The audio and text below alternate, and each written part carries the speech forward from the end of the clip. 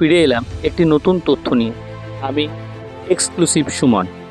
এই ভিডিওটি সেই সমস্ত ব্যক্তিদের জন্য যারা বাংলা স্পোর্টসের সঙ্গে যুক্ত রয়েছেন, বা সেই সমস্ত অভিভাবকদের জন্য যাদের সন্তানরা স্পোর্টসের সঙ্গে যুক্ত রয়েছে, বিশেষ করে ক্রিকেটের ক্ষেত্রে। এই ক্রিকেটের ক্ষেত্রে আমি দুটো বিষয় আলোচনা করতে চাই। প্রথমত, আমাদের পশ্চিমবঙ্গের বিভিন্ন জেলাগুলিতে প্রচুর স্পোর্টস একাডেমিগুলি রয়েছে। এর মধ্যে বহু পুরনো রেজিস্টার্ড ক্লাব রয়েছে, আর কিছু আছে নন রেজিস্টার্ড ক্লাব। বহু পুরনো রেজিস্টার্ড ক্লাবগুলি যথেষ্ট নিয়ম মেনে ও দায়িত্বের সঙ্গে স্পোর্টস ক্লাবগুলি চালিয়ে যাচ্ছে। আর যেগুলি নন রেজিস্টার্ড ক্লাব রয়েছে, তার মধ্যে কিছু ক্লাব রয়েছে যারা কোনো স্পোর্টসের রুলস ও রেগুলেশন না মেনেই নিজেদের মতন করেই ব্যবসায়ী ভিত্তিকভাবে ক্লাব চালাচ্ছে। এই ধরনের ফেক ক্লাবগুলি বেঙ্গলে তথা কলকাতার বিভিন্ন স্থানে ছাতার মতন গজিয়ে উঠেছে। তারা বেঙ্গল খেলাবো বলে বিভিন্ন এজ ক্যাটাগরি প্লেয়ারদের থেকে প্রচুর টাকা নিচ্ছে। এই এজ ক্যাটাগরির মধ্যে যে লেভেলগুলি রয়েছে, সে লেভেল যতটা উপরের দিকে যাবে, অর্থাৎ first division, second division, district level ইত্যাদিতে এরা টাকার অ্যামাউন্ট সেভাবে বাড়িয়ে চলেছে।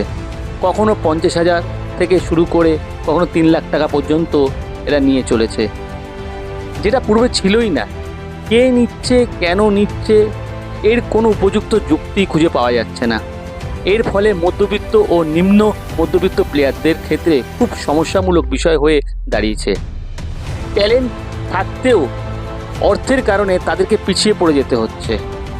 এর নেগেটিভ প্রভাবও পড়ছে রেজিস্টার্ড ক্লাবগুলির ওপরে। যেহেতু টাকার বিনিময়ে চান্স পাওয়ার ব্যাপার এসে দাঁড়িয়েছে, সেহেতু বহু প্লেয়ার বড় প্লেয়ার হওয়ার স্বপ্নে এই ভুল পথে পা বাড়াচ্ছে। এর জন্য সবচেয়ে বেশি দায়ী অভিভাবকরাই, কারণ তারা তার বাচ্চাকে সেই সুযোগ পাইয়ে দেওয়ার জন্য এই অর্থ প্রদান করে চলেছে। আপনার বাচ্চাকে খেলাচ্ছেন, এতে আপনার বাচ্চার ট্যালেন্ট থাকা সত্ত্বেও কেউ তাকে তার ট্যালেন্টের দাম দেবে না। শুধু তাই নয়, আপনারা এই ধরনের দালালদের লোভটাও বাড়িয়ে দিচ্ছেন। আজ 1 লাখ চাইছে, তো পরের বছর সেটা 2 লাখ হবে। মাথায় রাখবেন, ঘুষ দিয়ে চাকরি আর ঘুষ দিয়ে স্পোর্টসের এর কোনোটাই বেশি দিন টেকে না, বরং এরা সমাজের বোঝা ও কলঙ্ক হয়ে দাঁড়ায়। দ্বিতীয়ত, আজকাল স্পোর্টস একাডেমিগুলিতে বহু ভুয়ো কোচ এসে গেছে, যারা নিজেদেরকে কোচ বলে দাবি করছে। তাদের সমস্ত ডকুমেন্টসও জাল ও টাকার বিনিময়ে কেনা। যাদের খেলা শেখানোর কোনো অভিজ্ঞতাই নেই, যার ফলে প্রকৃত স্পোর্টস শেখানো যে কোচগুলি রয়েছে তারা কোনো দাম পাচ্ছে না। অতএব স্পোর্টস একাডেমিগুলিতে যখনই কোচ রিক্রুটমেন্টের ব্যাপার আসবে, তখনই তাদের ডকুমেন্টসগুলি প্রপার চেক করে নেওয়া প্রয়োজন। ঘুষের মাধ্যমে যে স্পোর্টস কেরিয়ার বানিয়ে দেওয়ার চক্র চালু হয়েছে, সেটা অবিলম্বে সরকারের দৃষ্টিপাত করা উচিত। নয়তো এই পশ্চিমবঙ্গ স্পোর্টস কেরিয়ার ভবিষ্যৎ অন্ধকার হতে চলেছে। স্পোর্টসম্যানরা ডিপ্রেশনে চলে আসছে। বেঙ্গল স্পোর্টস জায়গা থেকে অন্যান্য স্টেট থেকে পিছিয়ে পড়ে যাচ্ছে।